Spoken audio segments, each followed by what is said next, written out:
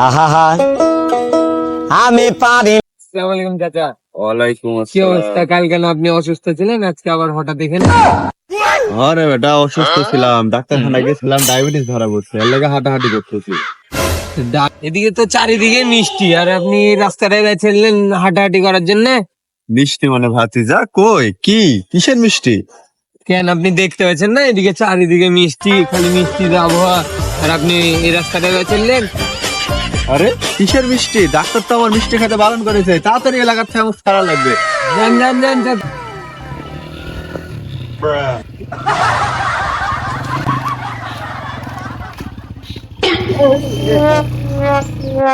আরে চাচা, তুমি সকাল সকালে রাস্তার মধ্যে দেখি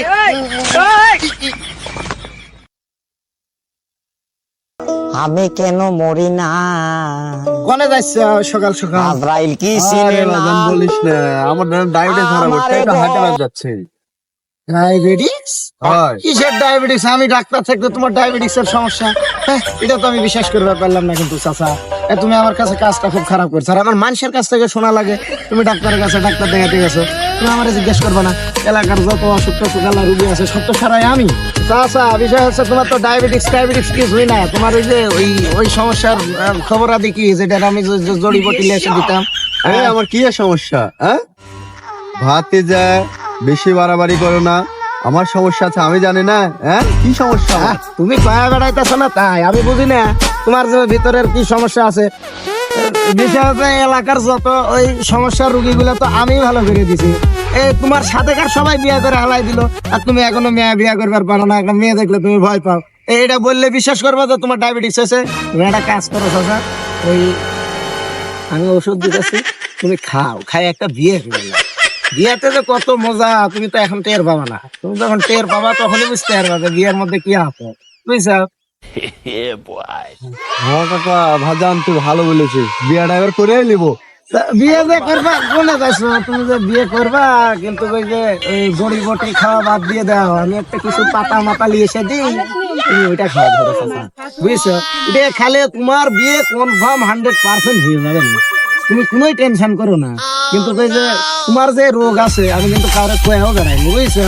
খালি আমি তোমার চিকিৎসা করবো বলে এই এলাকার একটা ডাক্তার, তুমি মানুষের কাছে যে হাজার হাজার টাকা ঘুরে দিয়েছো, শালা তুমি আমাকে দিতে পারবো না চাচা।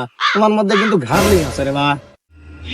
টাকা যে হতে চাইতেছিস ভাতিজা, বলে এটা আপনার কাজকর্ম কর, ওষুধ বানা, বাদ বাকি আমি দেখতেছি। চাচা দাম 10 টাকা দিয়ে তুমি ওষুধ নিবে এই গালির ডাক্তারের কাছে থেকে। তুমি একটু খোঁজ খবর দিয়ে দেখো গালির ডাক্তার কত টাকা দিয়ে চিকিৎসা করে দেয়। কাজ হবে 100 এক ফাইলে যথেষ্ট। এই মিয়া, এই 10 টাকা দিয়ে আমি কি পান খাবো না বিড়ি খাবো? 10 টাকা দিয়ে চিকিৎসা নিয়ে আসছে, আজলাম আমার আর জাগাবে না। ওষুধ যেহেতু আমাকে দিবি না, আমার টাকাটা আমাকে ফেরত দে। চাবি এনে দিছিলাম, তুমি আমার মেজাজটাই খারাপ করে দিছো। চাবি দিছি, গাড়ি স্টার্ট হয়নি। তোমাকে আমার দেবো সল পেয়ে হয়েছি, তোমাকে আমার দেবো নাকি 10 টাকা? এই 10 টাকা দিয়ে আমি গরিবটি খাই নেবো না, যাও। কিন্তু দোয়াও করে দিলাম তোমার আর কোনোদিন ইয়ে হবার নিও। গাড়ির কি সমস্যা? তোমার চিকিৎসাটা করালে আমার গাড়িটা খারাপ হবে।